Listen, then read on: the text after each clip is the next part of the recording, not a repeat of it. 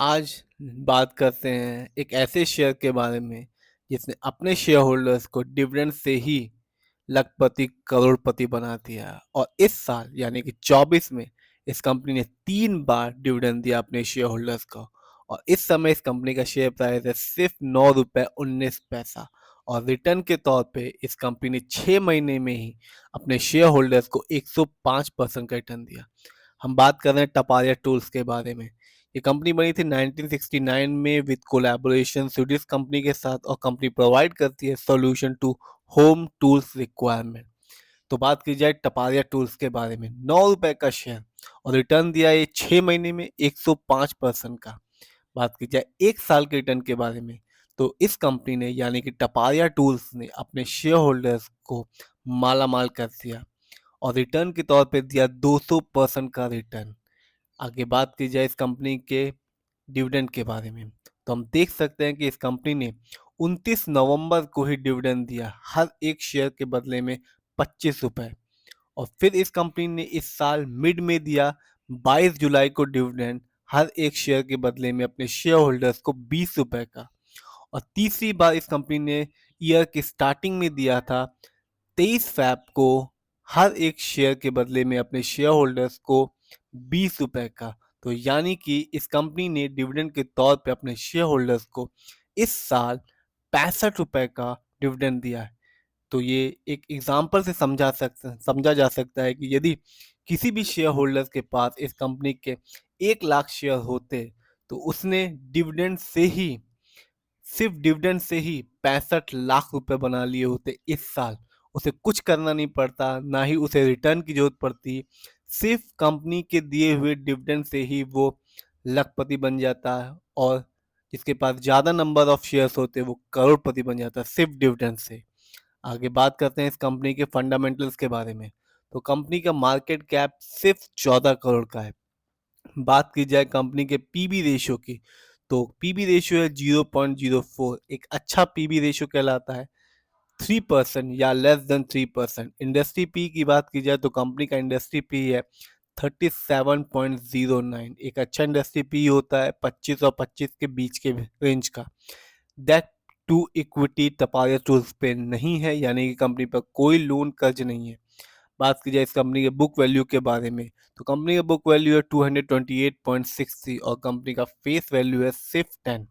आगे बात की जाए इस कंपनी के फाइनेंशियल परफॉर्मेंस के बारे में, यदि हम ईयरली देखें तो 24 में कंपनी ने रेवेन्यू के मामले में जनरेट किया था 838 करोड़, जबकि ये 23 में था सिर्फ 769 करोड़। तो हम यह देख सकते हैं कंपनी ने अच्छा खासा परफॉर्मेंस किया है रेवेन्यू के मामले से। यदि हम प्रॉफिट के मामले में देखें 24 में, तो कंपनी ने ऑलमोस्ट 100 करोड़ का प्रॉफिट जनरेट किया, जबकि 23 में था ये सिर्फ 72 करोड़ का। तो हम देख सकते हैं कि 28 करोड़ का कंपनी ने प्रॉफिट जनरेट किया है 24 में 23 की तुलना में।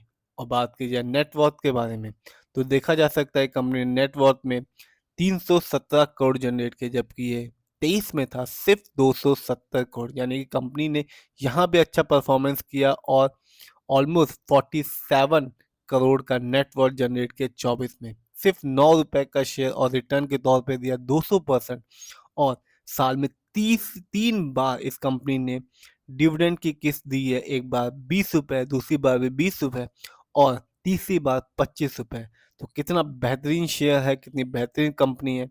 आगे बात करते हैं कंपनी के शेयर होल्डिंग पैटर्न के बारे में।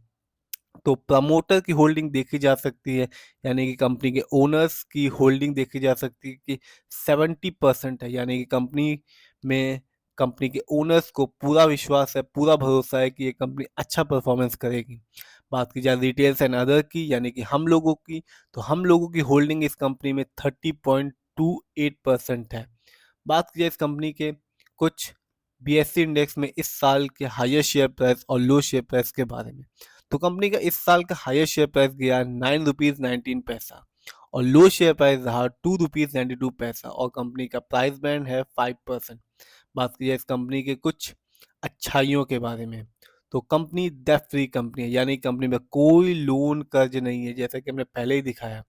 और दूसरे नंबर पर आता है कंपनी ने एक अच्छा डिविडेंड यील्ड बना के रखा है जिसका परसेंटेज है 435%। हम पहले ही देख चुके हैं कि कंपनी ने इसी साल 3 बार डिविडेंड दिया 65 रुपए का।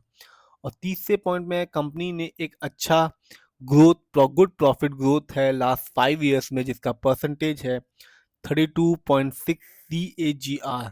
और कंपनी का good return on equity track record है लास्ट 3 ईयर्स में जो कि है 30%।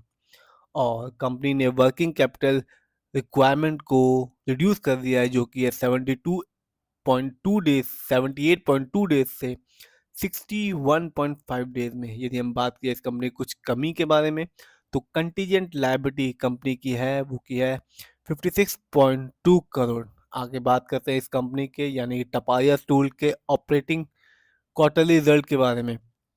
तो ऑपरेटिंग प्रॉफिट है कंपनी का सितंबर क्वार्टर में 39 करोड़, जबकि ये जून में था 38 करोड़। यानी कंपनी ने ऑपरेटिंग प्रॉफिट के मामले में 1 करोड़ रुपए जनरेट किए। बात की जाए प्रॉफिट बिफोर टैक्स के बारे में तो कंपनी का प्रॉफिट बिफोर टैक्स रहा सितंबर क्वार्टर में 41 करोड़, जबकि जून में था सिर्फ 40 करोड़। कंपनी का नेट प्रॉफिट है सितंबर क्वार्टर में 31 करोड़, जबकि ये जून में था 30 करोड़। तो यदि हम ओवरऑल बात करें शेयर होल्डिंग में देखा जा सकता है कि प्रमोटर यानी कंपनी के मालिक की होल्डिंग सबसे ज़्यादा है। और कंपनी ने फाइनेंशियल परफॉर्मेंस में भी अच्छा खासा परफॉर्मेंस किया है। और कंपनी ने मार्केट कैप 14 करोड़ है, डेब्ट टू इक्विटी ना के बराबर है। और कंपनी का शेयर प्राइस आज की डेट में 9 रुपये 19 पैसा है। और एक साल में इस कंपनी ने 200% का रिटर्न दिया। 6 महीने में अपने निवेशकों के पैसे को दुगना कर दिया 105% का। और एक साल में 3 बार डिविडेंड की किस्त दी। यानी कि डिविडेंड से ही इस कंपनी ने अपने शेयर होल्डर्स को अमीर बना दिया। तो यदि आपको ये शेयर मिले तो डेफिनेटली इस कंपनी में इन्वेस्ट कीजिए। ये सिर्फ डिविडेंड से ही आपकी गरीबी को अमीरी में बदल सकती है।